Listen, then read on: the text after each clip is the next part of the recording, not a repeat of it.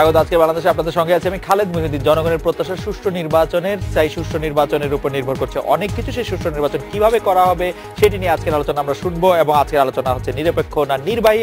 আলোচনা করতে এখন আমাদের সাথে আছেন অ্যাডভোকেট আহমেদ আজম খান, আছেন সুপ্রিম কোর্ট আইনজীবী সমিতির সাবেক সম্পাদক সম রেজাউল করিম, আছেন ডিবিসি নিউজের সম্পাদক জাহিদুল হাসান পিন্টু এবং ঢাকা বিশ্ববিদ্যালয় আইন বিভাগের সহযোগী অধ্যাপক শেখ হাফিজুর রহমান কার্জন। আমি অ্যাডভোকেট আহমেদ আজম খান, বিএনপির ভাইস চেয়ারম্যান। তার পরিচয়টি একটু পুরো করে দিয়ে আমি একটু সম রেজাউল করিমের কাছে একটু শুনে নিয়ে আসতে চাই যে অ্যাডভোকেট সম রেজাউল করিম, আপনি জানেন যে প্রধানমন্ত্রী শেখ হাসিনা কালকে বিএনপি চেয়ারপারসনের দেওয়া প্রস্তাব সম্পর্কে করণীয় ঠিক করা প্রসঙ্গে বলেছেন, যেটি রাষ্ট্রপতির কাছে প্রস্তাব দেওয়া হয়েছে, তিনি তা ঠিক করবেন। কিন্তু আমরা জানতে চাই এটি ফিগার অফ স্পিচ কিনা, কারণ রাষ্ট্রপতি কি ঠিক করবেন না করবেন তা প্রধানমন্ত্রী পরামর্শই করতে হবে। তিনি কি প্রশ্নটি এড়িয়ে গেলেন, তিনি কি প্রশ্নটি অ্যাকসেপ্ট করলেন? আমি আসলে বুঝতে পারিনি, আপনার কাছে একটু বুঝার সাহায্য। দেখুন, আমি নিজেও খুব বেশি বুঝি না, তবে যতটা আমার কাছে মনে হয়েছে যে মাননীয় প্রধানমন্ত্রী সরকার প্রধান হিসাবে সমস্ত সিদ্ধান্ত যে চাপিয়ে দেওয়া বা তার চিন্তা চেতনা প্রসূত এইরকম ভাবে আসে, এই জাতীয় বিভিন্ন ভাবে যে কথাবার্তা হয়, সেই জায়গা থেকে নিজেকে নিরাপদ জায়গায় রেখেছেন। যে এটা আইনানুগ প্রক্রিয়া, আমাদের কনস্টিটিউশনে বলা হয়েছে রাষ্ট্রপতি করবেন। রাষ্ট্রপতি কি প্রক্রিয়া করবেন, সেই প্রক্রিয়াগুলি প্রেস কনফারেন্সে যদি সরকারের থেকে সহায়ক কোনো পরামর্শের বিষয় থাকে, এটা প্রেস কনফারেন্সের বিষয় আমার কাছে মনে হয়েছে না। সেক্ষেত্রে মহামান্য রাষ্ট্রপতি তো একেবারেই যে তিনি কিছু করতে পারবেন না তা না, মহামান্য রাষ্ট্রপতি কিন্তু ডিসাইড করতে পারেন। যেমন তিনি সার্চ কমিটি গঠন করেছিলেন, এই সার্চ কমিটি ছাড়াও অন্য কোনো পরিকল্পনা চিন্তা চেতনার আলোকে মহামান্য রাষ্ট্রপতি অধিক গ্রহণযোগ্য একটা ব্যবস্থা করতেই পারেন। সেই ক্ষেত্রে আমি মনে করি মাননীয় প্রধানমন্ত্রী যথার্থভাবে তার অবস্থানটাকে পরিষ্কার করেছেন। কিন্তু রেজা ভাই, প্রধানমন্ত্রী যখন বলেন নতুন নির্বাচন কমিশন গঠনে বিএনপি চেয়ারপারসনের প্রস্তাব প্রসঙ্গে যে খুনিদের প্রস্তাব নিয়ে কি জবাব দেব, তখন কি আর এই প্রস্তাবটার ফেট নিয়ে আর কোনো ধরনের কোনো সন্দেহ থাকে আমাদের মনে? দেখুন, এটা তার রাজনৈতিক বক্তব্যের জায়গাটা। বিভিন্ন সময়ে রাজনৈতিক কর্মকাণ্ডের নামে বিএনপি যে ঘটনা ঘটিয়েছেন সেই সকল বিষয়গুলো নিয়ে মাননীয় প্রধানমন্ত্রী একটি দলেরও কিন্তু প্রধান, তার বক্তব্যটা রেখেছেন। কিন্তু মৌলিক যে জায়গাটা, ওই জায়গাটা আলাদা করব কি হয়, তিনি কখন প্রধানমন্ত্রী হিসেবে সংবাদ সম্মেলন করছেন, কখন আওয়ামী লীগের সভানেত্রী হিসেবে সংবাদ সম্মেলন করছেন, মানে রাজনৈতিক বক্তব্য আর না পলিসি ডিসিশনের ব্যাপারে কিন্তু তিনি রাষ্ট্রপতি যেটা করবেন সেটা পরিষ্কারভাবে বলেছেন। রাষ্ট্রপতিকে উনি আবার পরামর্শ দিবেন, সেটিও তো পরিষ্কার না। এখন উনি কি ওখানে পাবলিকলি বলবেন যে রাষ্ট্রপতিকে আমি এই পরামর্শ দেব? রাষ্ট্রপতি কিন্তু ইন্ডিপেন্ডেন্ট রাষ্ট্রের প্রধান হিসাবে তার নিজস্ব জায়গা থেকে সার্চ কমিটি গঠনের মতো নতুন সিদ্ধান্ত তো বাংলাদেশে আমরা দেখেছি, যে আরো উপযোগী সিদ্ধান্ত তো আসতে পারে। অ্যাডভোকেট আহমেদ আজম খান, আপনি কি মনে করেন যে বিএনপির কখনো নির্বাচনে অংশ নেওয়া, কখনো বর্জনের সিদ্ধান্ত সমালোচনা করে তার যে বললেন যে 5টি সিটি কর্পোরেশন নির্বাচনে তারা জিতেছিল, তারা জিতলেই সে নির্বাচন কমিশন ভালো, বা অবশ্য ভালো বলেন নাই বিএনপি, আর হারলে খারাপ, এইটা এক ধরনের সিদ্ধান্ত তারা তাদের মতো করে নেয়, আপনি এটাকে কি বলবেন? এবং তিনি আরো বলেছেন যে বেগম জিয়ার এই প্রস্তাব দেওয়ার আগে বেগম জিয়ার আসলে ক্ষমা চাওয়া উচিত ছিল জাতির কাছে, তিনি কেন মানুষ পুড়িয়ে মারলেন, কেন এত ধ্বংস হত্যা সেগুলি করলেন। আপনাকে অনেক অনেক ধন্যবাদ। সম্মানিত দর্শক, স্বাগতম। গতকালকে মাননীয় প্রধানমন্ত্রী যে বক্তব্য দিয়েছেন, যে সংবাদ সম্মেলন করেছেন, সেটা আওয়ামী লীগের সভানেত্রী হিসেবে তিনি সংবাদ সম্মেলন করেননি। বিদেশ থেকে এসে তিনি নিয়মিতই বিদেশের তার সফরের বিষয়গুলো নিয়ে তিনি সরকার প্রধান হিসেবে সংবাদ সম্মেলন করেন। কাজেই প্রধানমন্ত্রী হিসেবে তার যে সংবাদ সম্মেলন, সেই সম্মেলনে তার যে বক্তব্য, সেই বক্তব্য অবশ্যই সারা জাতিকে হতাশ করেছে। এজন্যই হতাশ করেছে যে তিনি যে কথাটা বলেছেন যে এই নির্বাচন কমিশন গঠনের বিষয়ে রাষ্ট্রপতি সিদ্ধান্ত নেবেন, রাষ্ট্রপতি সিদ্ধান্ত নেবেন, কিন্তু রাষ্ট্রপতিকে রাষ্ট্রপতির সিদ্ধান্তের ব্যাপারে কি প্রধানমন্ত্রী প্রকাশ সংবাদ সম্মেলনে কিছু বলবেন? না না, সেটি তো আসলে তিনি কি পরামর্শ দেবেন বা বলবেন না, সেটি তো না। সেটা আমার বন্ধু রেজাউল করিম কিন্তু খুব চমৎকার ভাবে বলেছেন এবং সঠিক বলেছেন যে উনি বিষয়টাকে এড়িয়ে গিয়ে রাষ্ট্রপতির উপরেই দিয়েছেন। কিন্তু আমি হতাশ হয়েছি এই জন্যেই যে সারা জাতি জানে আপনার সামনে সংবিধান আছে, যে মাননীয় প্রধানমন্ত্রী যতক্ষণ পর্যন্ত রাষ্ট্রপতিকে, মহামান্য রাষ্ট্রপতিকে সুপারিশ না করবেন, ততক্ষণ পর্যন্ত কিন্তু মহামান্য রাষ্ট্রপতির কিছু করবে। বলেছেন মহামান্য রাষ্ট্রপতির কাছে তিনি একটি প্রস্তাব দিবেন, বা বিএনপি থেকে এটা দেওয়া হয়েছে, যে প্রস্তাবটি দেওয়া হয়নি সেটা সম্পর্কে সংবাদ সম্মেলনে প্রধানমন্ত্রী আসলে কি বলতে পারতেন? কি বললে জাতি হতাশ হতো না? অবশ্যই মাননীয় প্রধানমন্ত্রী কিন্তু সারা দেশের প্রধানমন্ত্রী, তিনি শুধু আওয়ামী লীগের প্রধানমন্ত্রী না, দেশবাসী কিন্তু তার দিকে তাকিয়েছিলেন যে এই প্রশ্নে নিশ্চয়ই এই ম্যাডাম খালেদা জিয়ার যে প্রস্তাবনা সেটাকে পজিটিভলি নিয়ে রাষ্ট্রপতির কাছে দেওয়ার পরেও উনি ওনার কাছে যে আলোচনার সব সময়েই যে বিএনপির একটা আহ্বান থাকে, উনি সেই আলোচনার ব্যাপারে ইতিবাচক কথা বলবেন। সারা জাতি জানেন যে যতক্ষণ মাননীয় প্রধানমন্ত্রী সুপারিশ না করবেন ততক্ষণ পর্যন্ত মহামান্য রাষ্ট্রপতি কিছুই করবেন না। অতএব মাননীয় প্রধানমন্ত্রীর এখানে উদ্যোগ নেয়ার বিষয় আছে। আর একটা জিনিস কি জানেন, মহামান্য রাষ্ট্রপতি, প্রধানমন্ত্রী, ম্যাডাম খালেদা জিয়া সকলেই কিন্তু দেশের এক একজন স্তম্ভ, এক একটা স্তম্ভ, তাই না? তো তাহলে দেশটা কিন্তু আমাদের সকলের, এটা কিন্তু আজকে সকলের কাছে স্বীকৃত। একটু শেষ করি, স্বীকৃত যে আমাদের পুরো দেশটা এখন মহা সংকটে আছে। এই সংকট কাটাতে গেলে যে পদক্ষেপগুলো এই মুহূর্তে জরুরি সেটা মাননীয় প্রধানমন্ত্রী নিতে পারেন। একটি কার্যকর নির্বাচন কমিশন গঠনের লক্ষ্যে মাননীয় প্রধানমন্ত্রী পদক্ষেপ নিতে পারেন, এবং একটি কার্যকর নিরপেক্ষ নির্বাচনের জন্য পদক্ষেপ নিতে পারেন, এবং জনগণের ভোটের অধিকার এবং গণতন্ত্র পুনরুদ্ধারের জন্য প্রধানমন্ত্রীর এই পদক্ষেপগুলো কিন্তু আগামী দিনে আমাদের স্বস্তি দিতে পারে, বিশেষ করে দেশবাসীকে স্বস্তি দিতে পারে।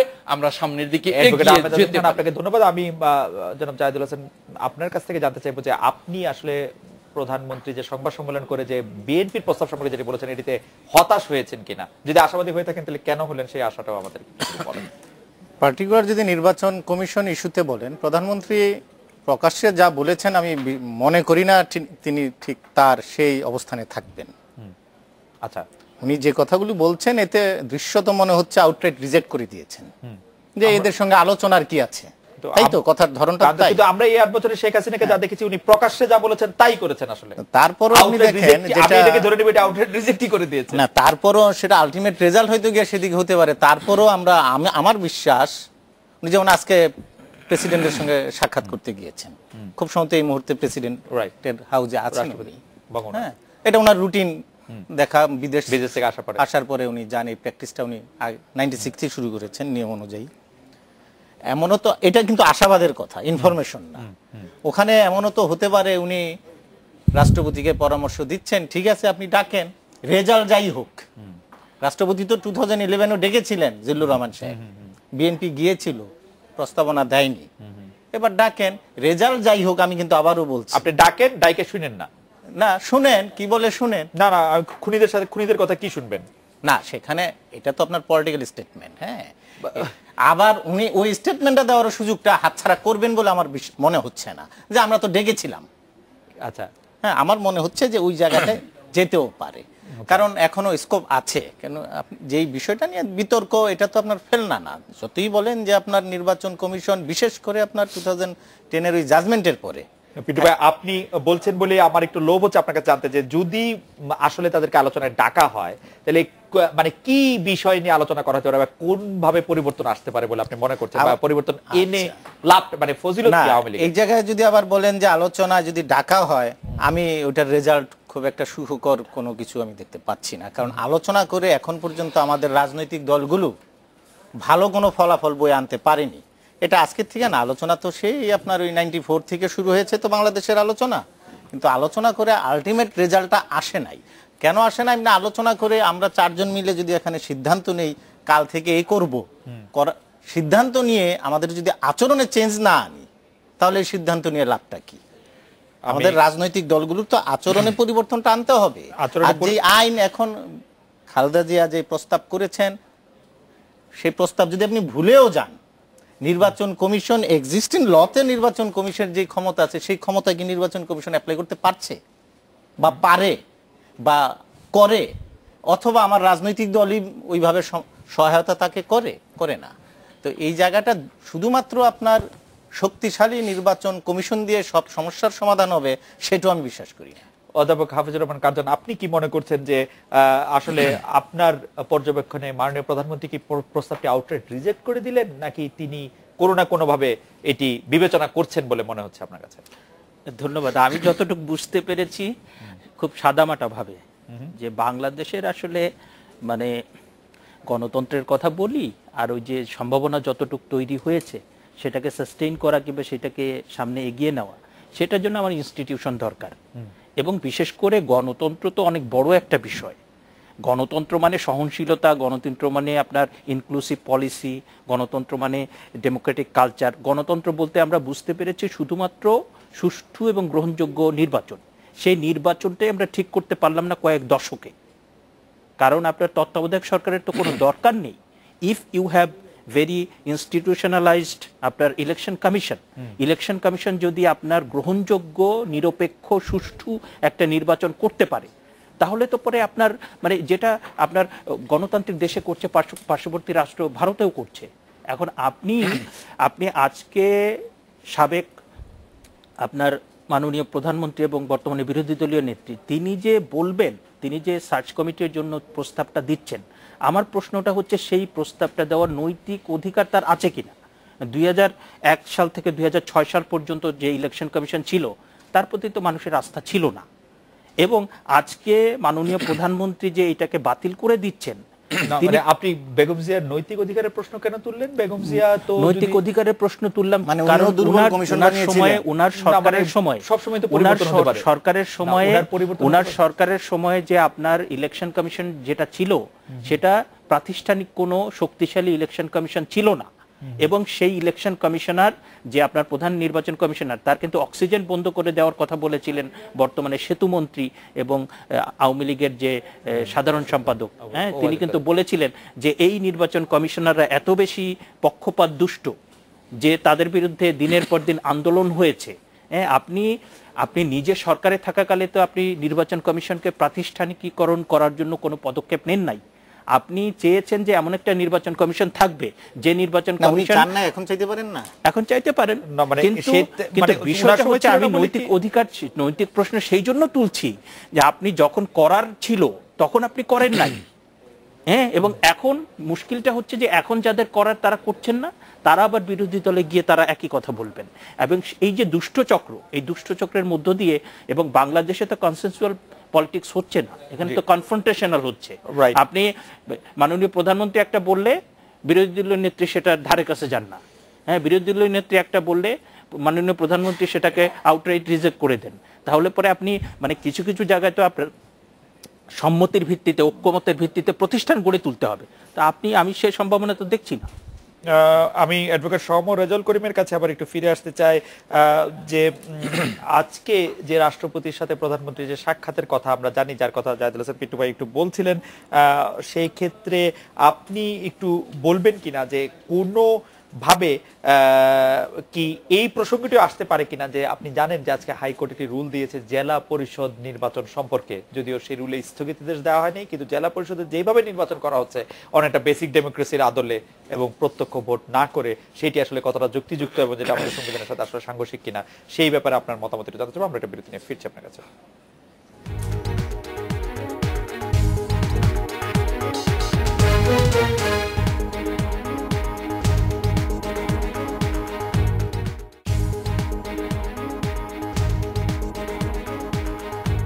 আজকের বাংলাদেশ ফিরে এলাম আজকের বাংলাদেশে। অ্যাডভোকেট সৌম্য রেজাউল করিম, বিরতির আগে আপনাকে জেলা পরিষদ নির্বাচন নিয়ে একটু কথা বলতে চাইছিলাম। জেলা পরিষদ নির্বাচন তফসিল কেন অবৈধ না, হাইকোর্ট এরকম একটি রুল জারি করেছেন, স্থগিতাদেশ দেননি।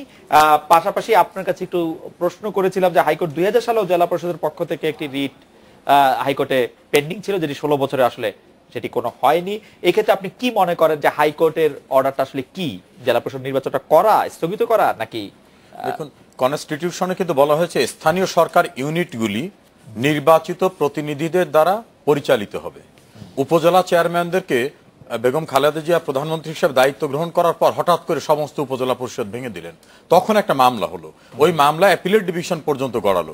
অ্যাপিলেট ডিভিশন চমৎকারভাবে জাজমেন্ট দিয়ে বললেন যে কনস্টিটিউশনাল যে ডিকটামটা, যে স্থানীয় সরকার ব্যবস্থা নির্বাচিত প্রতিনিধিদের মাধ্যমে পরিচালিত হবে, এটা করতে হবে। কারণ ওইটাই টাইম নিতে নিতে টেনিউরটা শেষ হয়ে গেছিল তখন উপজেলা চেয়ারম্যানদের।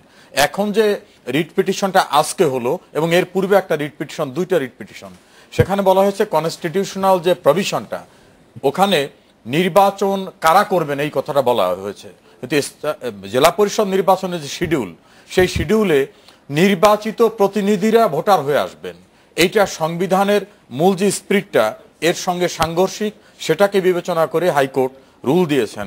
আমার ধারণা যে এটা একটা গুরুত্বপূর্ণ সাংবিধানিক প্রশ্ন জড়িত। রাষ্ট্রের পক্ষে যারা সরকারে আছেন তাদের এই বিষয়টাকে গুরুত্বের সঙ্গে বিবেচনা করা উচিত নির্বাচনে অগ্রসর হওয়ার ক্ষেত্রে।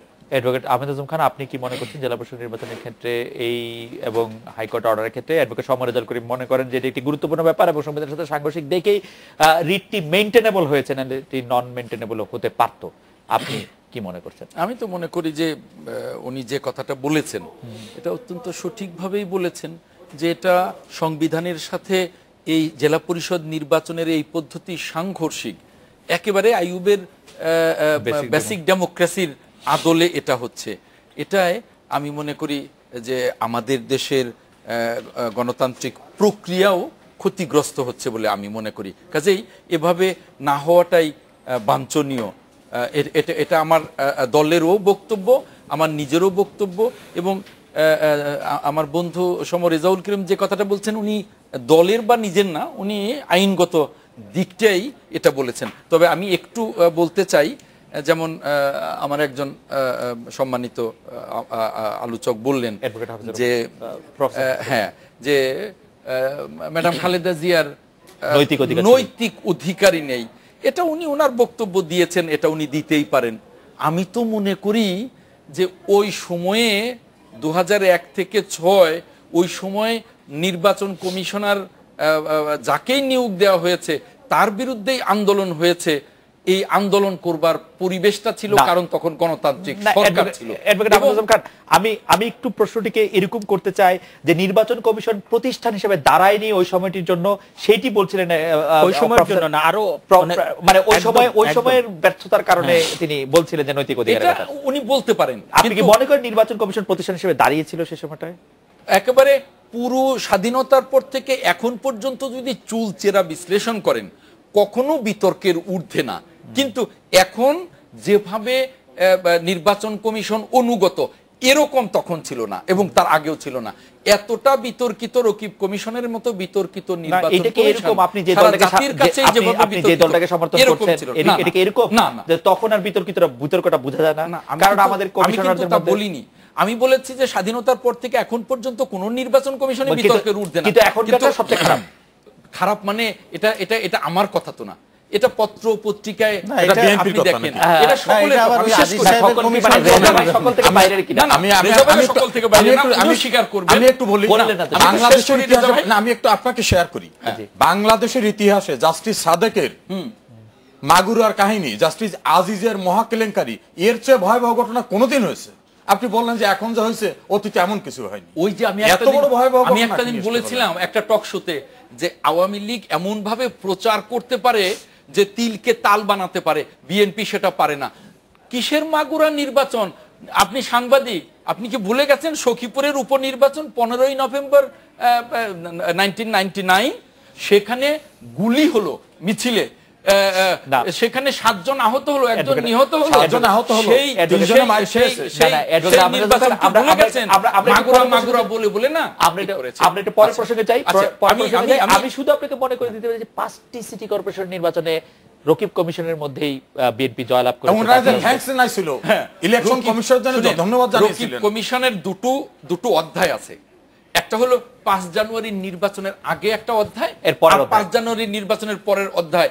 উনিও স্বীকার করবেন বাংলাদেশের এমন কোনো বুদ্ধিজীবী নেই, সাহিত্যিক, সাংবাদিক, আইনজীবী নেই যারা বলবেন যে রকিব কমিশনের এখনকার যে ভূমিকাটা সেটা ন্যূনতম কোনো প্রশ্নাতীত ভূমিকা। আমি শেষ করি 2 মিনিট, ওই যে 2 মিনিট না 1 মিনিট, ওই যে উনি বললেন যে নৈতিক অধিকারের কথা তো আমি বললাম যে নৈতিক অধিকার ওনার এজন্যই আছে, উনি ওনার বক্তব্য দিতে পারেন। ওই মুহূর্তে উনার শাসনামলে, ম্যাডাম খালেদা জিয়ার শাসনামলে গণতন্ত্র এবং গণতান্ত্রিক পরিবেশ ছিল বলেই আন্দোলন করতে পেরেছে।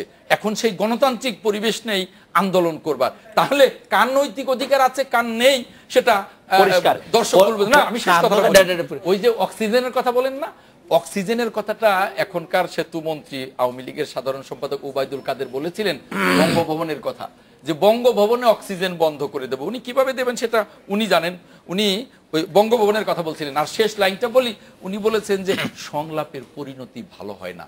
আমি হতাশাবাদে বিশ্বাস করি না, সত্যিকারেই উনি বলেছেন সংলাপের পরিণতি ভালো হয় না, কিন্তু তাই বলে এটাকে ধরে রাখতে হবে না, আমাদের সামনে এগোতে হবে, সংলাপের বিকল্প নেই, এগিয়ে যেতেই হবে, সংলাপের মধ্য দিয়েই গণতন্ত্রকে এবং সমঝোতার শাসনকে এগিয়ে নিতে হবে।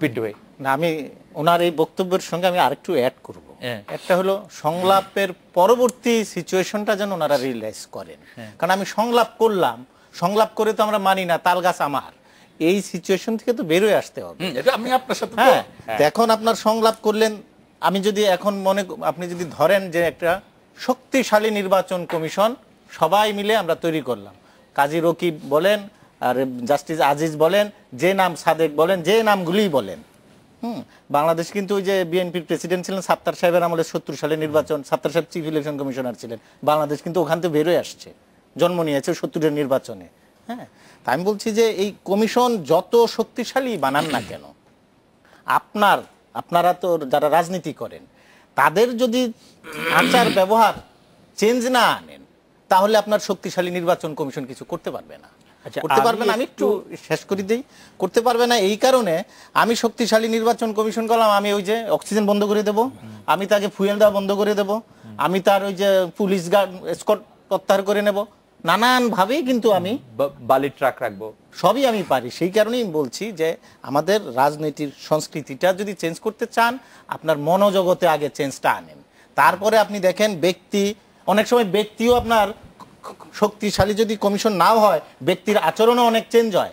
আপনার ইন্ডিয়াতে কি করেছে, সরকার দিত না, কিন্তু সেই জায়গায় ইন্ডিয়ান ইলেকশন কমিশন আর সুপ্রিম কোর্ট তো ঠিকই আন্ডারস্ট্যান্ডিং এর মধ্যে দিয়ে অনেক রুল বের করে দিয়েছে, আইন কানুন করে দিয়েছে, যেটা ইচ্ছা থাকলে যে উপায় হয়, আমার এখানে সেই ইচ্ছাটার অভাব আমি দেখতে পাচ্ছি। জি হ্যাঁ, আমি একটু কথা বলতে চাই যে মুশকিলটা হচ্ছে বাংলাদেশের অবস্থা ভালো খারাপ মিলে তো আমরা জানি, এবং এইটাতে যত রকম হতাশা কিংবা খারাপ, সেটার জন্য শুধুমাত্র বড় দুই রাজনৈতিক দল না, আমরা যারা সুশীল সমাজের সদস্য বলে দাবি করি এবং টকশো করতে আসি, আমাদের দায়ও কম না। আমাদের অনেকেই চোখের ভিতরে ওই সাদাকে সাদা বলা আর কালোকে কালো বলা, সেই জায়গাটা কিন্তু আমরা অনেকে কিন্তু সেটা করি না। সেটা যাই হোক, আপনার কিছু কিছু জায়গায় আপনাকে তো সাদাকে সাদা বলতে হবে, কারণ আপনার ওই মার্কিন যুক্তরাষ্ট্রের যখন নির্বাচন হয়েছে, তখন কিন্তু আপনার ওই রিপাবলিকানদের অনেকেই কিন্তু হিলারি ক্লিন্টনকে কিছু কিছু ইস্যুতে বলেছে যে না, ট্রাম্প এটা ঠিক করেন নাই। আমি সেটা বলছি না, আমি সেই জায়গাটা বলছি। অনেক সাদাকে কালো বলেছেন, অনেক কালোকে সাদা বলেছেন। আচ্ছা, আমাকে একটু শেষ করতে দেন। এইখানে আমি যে কথাটি বলেছি যে আমার বাংলাদেশে ইলেকশন কমিশন প্রতিষ্ঠান হিসেবে দাঁড়ায়নি, হ্যাঁ, এবং সেইটা দাঁড়ায়নি, সেই ব্যাপারে বোধহয় কেউ সন্দেহ পোষণ করবেন না। এবং এইখানে আমি মানে বিএনপির দুটো রেফারেন্স দিতে চাই যে আপনার মাগুরা নির্বাচনে কি হয়েছে, সেই নির্বাচন বিএনপি বাতিল করেছে, বাতিল করে 1 মাসের ভিতরে আবার নির্বাচন করতে হয়েছে। তার মানে আপনি নিজে যে নির্বাচন করেছেন সেটা গ্রহণযোগ্য ছিল না। তারপরে আপনি যে নির্বাচন কমিশনার নিয়োগ করেছিলেন, তত্ত্বাবধায়ক সরকার এসে 2007 সালে সেটা বাতিল করে নতুন নির্বাচন করলো। আবার 2000 কত 99, আবার 1900, না না ওইটা বলছি না, আবার 1900, আমাকে শেষ করতে দেন, আপনাকে এক লাইন শুধু আপনাকে শেষ করতে দেন, আমাকে শেষ করতে দেন। আপনি তো আপনার কথা শুনতে আমি ইন্টারফেয়ার করি নাই, না না, আমাকে লেট মি ফিনিশ। তারপরে আপনার 79 সালে হ্যানা ভোট হয়েছে, 79 সালে হ্যানা ভোট হয়েছে সাবেক রাষ্ট্রপতি জিয়াউর রহমানের সময়, তখন তো কেউ ভোট দিতে আসেনি, 80% এমনি পড়ে সামরিক শাসনের। আমাকে শেষ করতে দেন। তারপরে মাননীয় প্রধানমন্ত্রী শেখ হাসিনা, মানে সামরিক শাসকরা যখন বাংলাদেশের মানুষের ভোটাধিকার নষ্ট করে দিল, মাননীয় প্রধানমন্ত্রী শেখ হাসিনা 1994 সাল থেকে তত্ত্বাবধায়ক সরকারের যে আন্দোলন, সেটার মধ্য দিয়ে উনি ভোটাধিকার প্রতিষ্ঠা করলেন। আবার ট্র্যাজেডিটা হচ্ছে উনার আমলে সেই ভোটাধিকার আবার মানুষ হারিয়ে ফেললো। আমি সেই ট্র্যাজেডির জায়গাটা বলছি। আপনাকে সাদাকে সাদা, কালোকে কালো বলতে হবে, যে আপনার হোয়াট এভার মে বি দি, মানে আওয়ামী লীগ সরকারের কোথায় ব্যর্থতা আর বিএনপি সরকারের কোথায় ব্যর্থতা, সেইটা আপনি তো মানে শুধু ঝগড়া করলে হবে না, you have to pinpoint this are the problems. আপনার তো দেশের স্বার্থে, মানুষের স্বার্থে আপনি কোথায় এক হয়েছেন? আপনি খালি ঝগড়া করতেছেন, এর দোষ ওকে দিচ্ছেন, ওর দেশ একে দিচ্ছেন, কিন্তু দেশ তো এগোচ্ছে না। দেশটা যতটা এগিয়েছে আপনার সেটাকে যদি আপনি সাস্টেইন করতে চান, সেটাকে যদি আপনি সামনে এগিয়ে নিতে চান, আপনার তো কিছু কিছু প্রতিষ্ঠান গড়ে তুলতে হবে। আপনার কোথায় ইলেকশন কমিশন, কোথায় অ্যান্টি কারাপশন কমিশন, কোথায় লোকাল গভর্নমেন্ট, আপনি প্রত্যেকটা বলেন জুডিশিয়ারির কি অবস্থা, আপনাকে তো বলতে হবে আপনার শিক্ষা ব্যবস্থার মানে শিক্ষার কি অবস্থা, আপনার পুলিশ সিস্টেম কি অবস্থা। আমার মনে হয় যে অনেকখানি বক্তব্যই বলা হয়েছে। আমরা একটা বিরতি নিয়েছি, বিরতির পর ফিরে এসে অ্যাডভোকেট সমরেজাল করিম আপনার কাছে জানতে চাইবো, একই সঙ্গে আপনাদের কাছেও জানতে চাইবো যে মির্জা ফখরুল ইসলাম আলমগীরকে একটু কোট করছি, তিনি বলছেন আমরা আবারও বলছি অতীতচারিতা ভুলে যান, let us forget about the past. আমার মনে হয় যে বাংলাদেশের রাজনীতিতে এটি একটি উদাত্ত আহ্বান এবং আমরা আসলে অতীত নিয়ে যত কথা বলছি তা থেকে বেরিয়ে আসার কোনো সুযোগ আমাদের রয়েছে কিনা আমরা একটু বিরতি নিয়ে ফিরছি।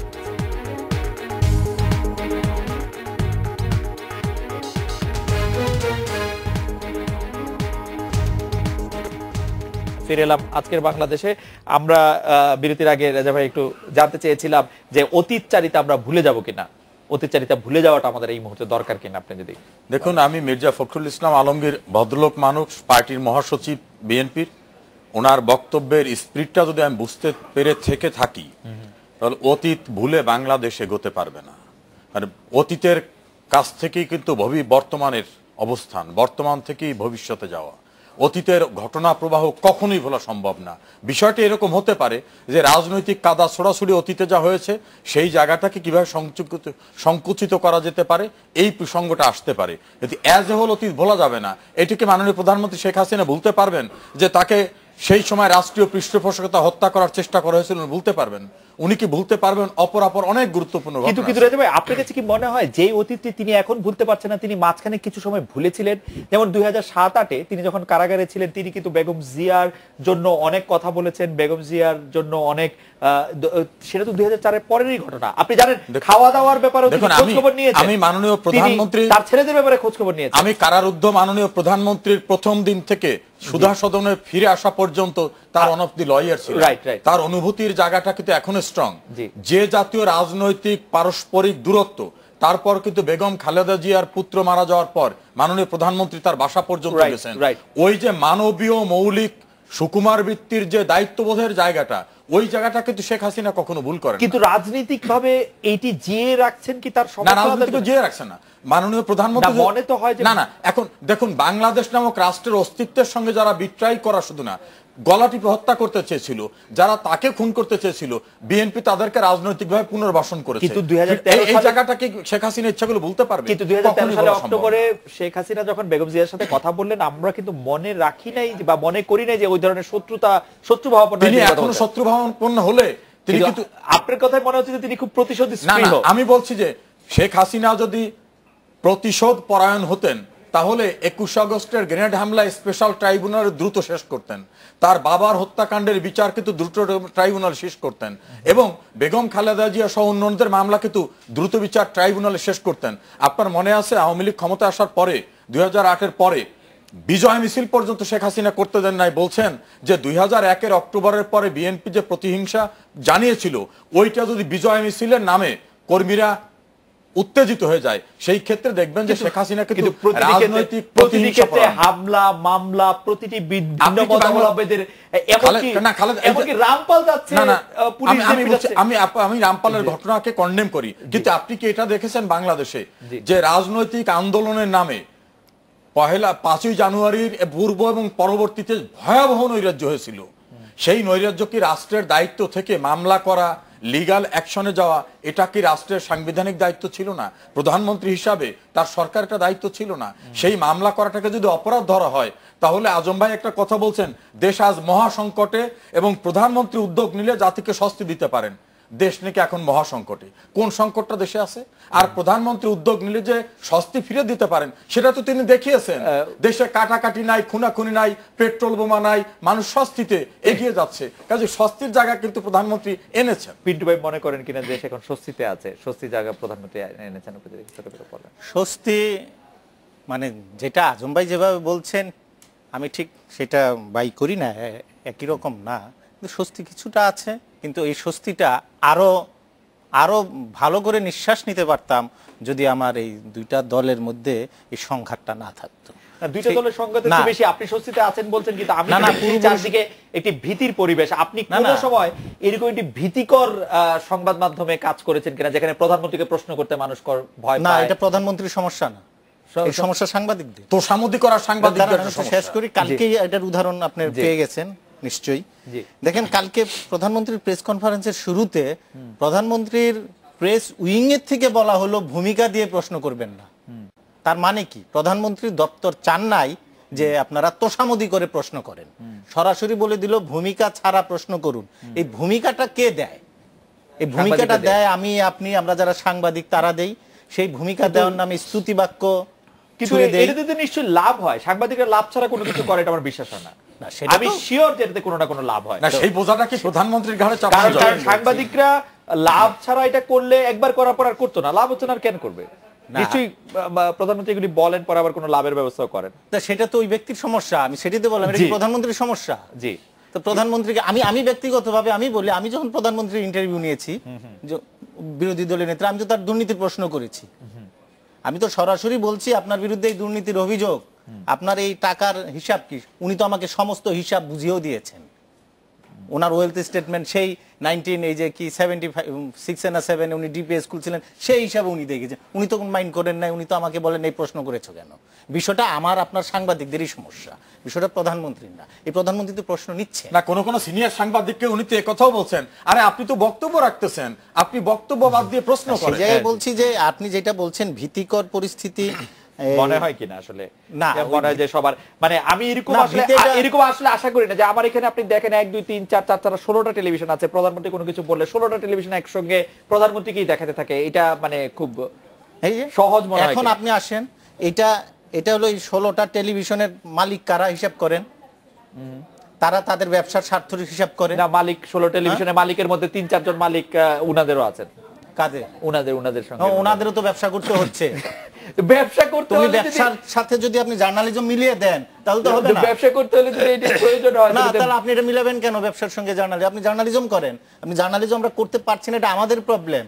আমরা এই যে 16 জন, যদি আজকে 16 জন সম্পাদক আমরা এক হয়ে যাই, আমরা তো 16 জন সম্পাদক একও হতে পারি না। এক হয়ে যায়, সেটা হচ্ছে যে মানে যেদিকে মানে না, আমরা তো একও হতে পারি না। এক হওয়ার সময় আমরা হিসাব দেখি যে উনি আওয়ামী লীগের, উনি বিএনপি, উনি জামাতের, উনি জাতীয় পার্টি। এই যে পলিটিক্সটাকে যখন আপনি জার্নালিজমের বাইরে পলিটিক্স থাকবে না, কিন্তু জার্নালিজমটা পলিটিক্সের ঊর্ধ্বে উঠতে হবে। তো সেই ঊর্ধ্বে তো আমরা উঠতে পারি নাই, এটা আমাদের ব্যর্থতা। এখন আরেকটা বলতে পারেন, সরকার বিভিন্ন সময় শুনেন সারা পৃথিবীতেই, এটা বাংলাদেশে না, এস্টাবলিশমেন্টের সঙ্গে গণমাধ্যমের বিরোধ থাকবে। বাংলাদেশে তো এস্টাবলিশমেন্টের সাথে গণমাধ্যমের খুব ভালোবাসা আমি দেখি, কিন্তু এই জায়গাটা যেখানে এস্টাবলিশমেন্ট সেখানে গণমাধ্যম, এটা হচ্ছে আমাদের সমস্যা। বাংলাদেশের গণমাধ্যম শুধু শক্তিশালীদের জন্য। পিটু ভাই, আপনাকে একটু ধন্যবাদ জানাই। আমরা একটা বিরতি নিচ্ছি, বিরতির পর ফিরে আসবো অ্যাডভোকেট আহমেদ আজম খানের কাছে, যে নারায়ণগঞ্জ সিটি কর্পোরেশন নির্বাচনে এখন পর্যন্ত কি দেখছেন? আপনার নির্বাচন কমিশনকে নিরপেক্ষ মনে হচ্ছে কিনা? নির্বাচনের সুষ্ঠু পরিবেশ আছে কিনা? আমরা একটা বিরতি নিয়ে ফিরছি। একই প্রশ্ন আমি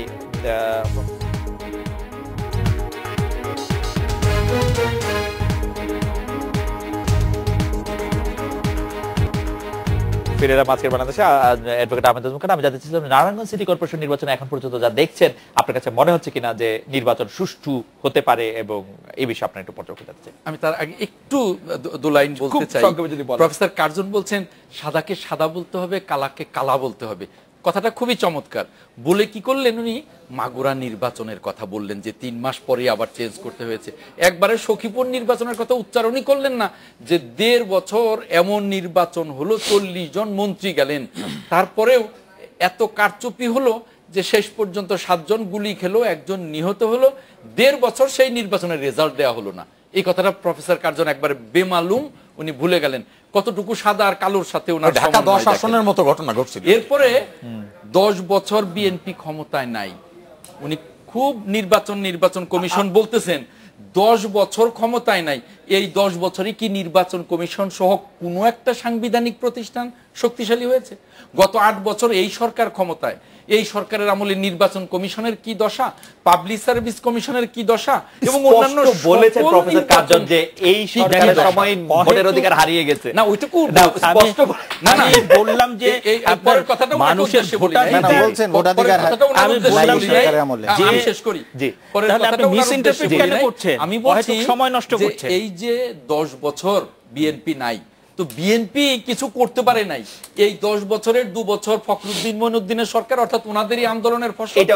আর এই 8 বছর এই 10 বছরে কতটুকু এগিয়েছে সাংবিধানিক প্রতিষ্ঠান এবং নির্বাচন কমিশন, বিচার বিভাগ, সকল কিছু মিলে কতটুকু এগিয়েছে। কাজেই সাদাকে সাদা কালোকে কালো বলতে গিয়ে শুধু বিএনপিকে দোষ দেবেন এটা হবে না। আর দেশে কোনো সংকট নেই, এই কথাটা 1 মিনিট বলতেই হয়। যে দেশের নির্বাচন সংকট নেই এটা বড় দুঃখজনক। নারায়ণগঞ্জ সিটি কর্পোরেশন নির্বাচন নিয়ে এখনো মন্তব্য করবার সময় আসেনি, কারণ এখনো কোনো দল আনুষ্ঠানিকভাবে প্রচারেই নামেনি। তবে আমরা কাল প্রতীক বরাদ্দ হবে, তারপরে এখনো এই বিষয়ে চূড়ান্ত মন্তব্য করবার সময় আসেনি। তবে এখনো যারা ভোটার এবং যে রাজনৈতিক দলগুলো অংশ নিচ্ছে বিএনপি সহ, তাদের মধ্যে কিন্তু অস্বস্তি আছে এবং তারা শঙ্কিত যে আদৌ সেইভাবে নির্বাচন করতে পারবে। প্রফেসর হাফিজুর রহমান কার্জন, আপনার কাছ থেকে জানতে চাইবো যে আপনি কি মনে করছেন নারায়ণগঞ্জ সিটি কর্পোরেশন সহ কুমিল্লা সিটি কর্পোরেশনের যে নির্বাচন হবে তা সুষ্ঠু হওয়ার কথা? হ্যাঁ, সেটাই বলছি আমি। কিন্তু দুর্ভাগ্যজনক যে আজম ভাই অহেতুক মানে আমার বক্তব্য মানে মিস ইন্টারপ্রিট করে যেটা করলেন সেটা খুব দুর্ভাগ্যজনক। এবং আমি মনে করি যে ওই যে রকিব কমিশন তাদের কিন্তু 2014 সালের 5ই জানুয়ারির যে নির্বাচন তার আগে একটা গ্রহণযোগ্যতা ছিল এবং আমরা দেখেছি 4টা সিটি কর্পোরেশন নির্বাচন, সেটা নিয়ে একটা গিয়ে। কিন্তু তারপরে যে নির্বাচনগুলো হয়েছে, আপনি গত ইউনিয়ন পরিষদে দেখেন আপনি 130 জন মানুষ মারা গিয়েছে এবং হাইকোর্ট ডিভিশন সেই দিন গিয়ে তারা নিঃশর্ত ক্ষমা চেয়েছে। হ্যাঁ, এবং এখন এই যে সিটি কর্পোরেশন নির্বাচন যেটা হয়েছিল ঢাকা, চিটাগং, সেটার পরে এই নির্বাচন কমিশনের কোনো ক্রেডিবিলিটি আছে বলে মনে করি না। আমি যেটা বলছি প্রতিষ্ঠানের কথা, ক্রেডিবিলিটির কথা। আপনি ঝগড়া করলে তো হবে না। নারায়ণগঞ্জ সিটি কর্পোরেশন নির্বাচনে যদি আপনি একটু এখন যে নির্বাচন কমিশনের ক্রেডিবিলিটি নাই, হ্যাঁ, এখন সেই নির্বাচন কমিশন যে নির্বাচনগুলো করবে মানে এটার উপরে আমি মনে করি যে সিটি কর্পোরেশনটাও আপনার কাছে দুর্বল নির্বাচন। আমার কাছে মনে হয় যে বিশ্বাস, আপনার তো নির্বাচন কমিশনের উপর ক্রেডিবিলিটি না, আস্থাই যেত না। আস্থা যদি না থাকে তাহলে পরে আপনি সেইখানে বিশ্বাসযোগ্যতা না থাকলে আমি বোধহয় কিছুটা প্রফেসর কার্জনের সাথে একমত। আসলে আস্থাটাই সবচেয়ে বড় কথা। আচ্ছা, আমি একটু আরেকটু কথা বলতে চাই নির্বাচন ছাড়াও। যে আপনি যদি খুব সংক্ষেপে বলেন, আমাদের শেষ হয়ে গেছে, আপনি 20 সেকেন্ডে কি বলবেন নাকি? 20 সেকেন্ডে তো পারবো না, যে মানুষ স্বস্তিতে আছে কিনা সেই জায়গাটা আপনি বলে দিলেন। হ্যাঁ, আমি জাস্ট বলতে চাচ্ছিলাম যে ওই বাংলাদেশে এই স্বস্তিতে থাকার বিষয়টা খুব আপেক্ষিক। এখানে যারা ক্ষমতায় থাকে তারা একরকম থাকে, বিরোধী দলে যারা থাকে একরকম থাকে, আবার আজকে যারা সংখ্যালঘু তারা কিন্তু ভালো নাই। হ্যাঁ, তারপরে আদিবাসী তারা কিন্তু ভালো নাই, মানে যারাই দুর্বল তারাই ভালো নাই আসলে সবল। তাহলে পরে আপনার সোসাইটিটা যে সিভিলাইজড, আজকে আমার নারী ভালো নাই, আজকে আমার শিশু ভালো নাই, এটা কোনো সরকার বলে বলছি না। আপনি গত কয়েক দশকের ইতিহাস যদি নেন, এবং আমি যে কথাটা বলতে চাচ্ছি যে আপনি তো এসি গাড়িতে চড়ে সবসময় এসিতে থেকে আপনি মানুষের কষ্টটা বুঝবেন না। আমার মনে হয় সকালে উঠে আপনি কয়েকটা সার্ভিস নিতে যান, সেবা নিতে যান, তারপরে দেখেন কি অবস্থা, সেই জায়গাগুলো পরিবর্তন হচ্ছে কি, সরকার আসতেছে, সরকার যাচ্ছে। আমার মনে হয় যে বিষয়টি স্পষ্ট। পিন্টু ভাই, নারায়ণগঞ্জ সিটি কর্পোরেশন নির্বাচনে আপনি যদি 30 সেকেন্ড একটু বলেন যে আপনি কি আশা করছেন। আর একজন দর্শক আপনার উদ্দেশ্যে এটি মতামত জানিয়েছে যে এখন কোনো মডারেটর নেই যারা বিএনপি ওরিয়েন্টেড, তিনি হয়তো বুঝিয়েছেন যে বিএনপির পক্ষ অবলম্বনকারী কোনো মডারেটরকে তিনি দেখতে পাচ্ছেন না। না, এটা তার পারসেপশন। এখন ধরেন এই যে আপনাকে তো কেউ বলবে যখন আপনি বিএনপি কে খোঁচা দিবেন, আমাকে বলতে পারতেছে না, এটা একটা কষ্ট তো আবার। যাই হোক, আপনি যেই প্রশ্ন আসছিলেন সেটা হলো আপনার নারায়ণগঞ্জ নির্বাচন সিটি কর্পোরেশন, প্রফেসর কার্জন যেটা বললেন যে নির্বাচন কমিশন আপনার ওই আস্থা নাই, এটা একদম সত্যি। এটা নিয়ে আমি আর কোনো টিভিতেই যাব না। কিন্তু এরপরও আমি বলি, যত দুর্বল নির্বাচন কমিশন হোক, এই বাস্তবতা হলো সরকার যদি চায় এই নির্বাচনটা ভালো করতে পারবে। এই নির্বাচন কমিশনকে দিয়েই তো ভালো নির্বাচন হয়েছে বলে এটা তো স্বীকৃত। হ্যাঁ, এটা হলো সরকারের সদিচ্ছার বিষয়।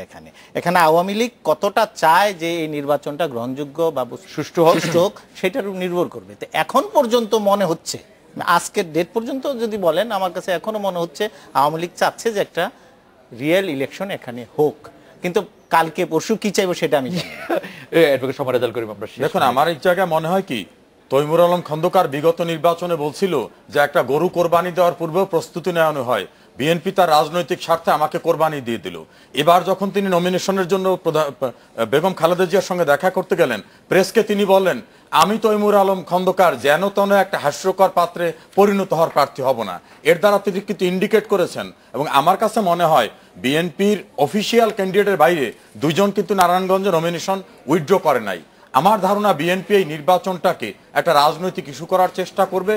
সরকারের সদিচ্ছা থাকলে কিন্তু অ্যাডভোকেট সম্মানিত করে আপনি নিশ্চয়ই জানেন যে নারায়ণগঞ্জ সিটির দায়িত্ব নেওয়া হয়েছে বিএনপির চেয়ারপারসন উপদেষ্টা অ্যাডভোকেট তৈমুর আলম খন্দকারকে, বন্দর থানার দায়িত্ব নেওয়া হয়েছে আবুল কালাম এবং সিদ্দিকগঞ্জ থানার দায়িত্ব মোহাম্মদ গিয়াসউদ্দিনের। তিনজনকে কিন্তু দায়িত্ব আলাদা করে বুঝিয়ে দেওয়া হয়েছে। মূল ব্যক্তি যিনি তৈমুর আলম খন্দকার, তিনি কিন্তু বলছিলেন বিএনপি রাজনৈতিক স্বার্থে আমাকে কোরবানি করছে, একেবারে এই ল্যাঙ্গুয়েজ ব্যবহার করেছিলেন। এবার তিনি নির্বাচনে যান নাই, তিনি প্রজ্ঞাবান রাজনীতিবিদ, তিনি কিন্তু বুঝছেন যে এবারে এই জাতীয় ঘটনা ঘটতে পারে, আমি দ্বিতীয় দফা কোরবানি হব না। কাজে বিএনপি যে সাখাওয়াতকে কোরবানি করবে না এই বিষয়টা আর কিন্তু বিশ্বাসযোগ্যতা নাই। কিন্তু সেই সমস্যা তো আওয়ামী লীগের মধ্যে রয়েছে। ওসমান পরিবার আওয়ামী লীগের ভিতর দেখবেন, আওয়ামী লীগ যদি যেন তেন নির্বাচন করতো তাহলে অর্ডিনারি প্রার্থী একজন দিয়ে দিত। আওয়ামী লীগ কিন্তু মানুষের স্পিরিটকে গ্রহণ করে সবচেয়ে গ্রহণযোগ্য প্রার্থী নির্ধারণ করতে চেয়েছে। আওয়ামী লীগের সাথে তৃণমূল আওয়ামী লীগের এত তফাৎ কেন? তৃণমূল আওয়ামী লীগের সঙ্গে কোনো দূরত্ব না। তৃণমূল আওয়ামী লীগ তো ওর নামই দেয় নাই। তৃণমূল আওয়ামী লীগ না, ওটা হচ্ছে কমিটি কেন্দ্রিক চিন্তা চেতনা। কমিটি কেন্দ্রিক চিন্তা চেতনা আওয়ামী লীগের মধ্যে আসলে অনেকগুলি ছোট ছোট মানুষের স্পিরিটকে বুঝে গ্রহণযোগ্য প্রার্থী। কিন্তু আওয়ামী লীগ বোঝে না, সেটা একটা প্রবলেম। অ্যাডভোকেট সম্মান রেজাল্ট করিম, জাহিদুল হাসান পিন্টু এবং প্রফেসর হাফিজুর রহমান কাজল, আপনাদের অনেক ধন্যবাদ দিচ্ছিল। আজকে বাংলাদেশে দেখা হচ্ছে আগামীকাল। শুভরাত্রি।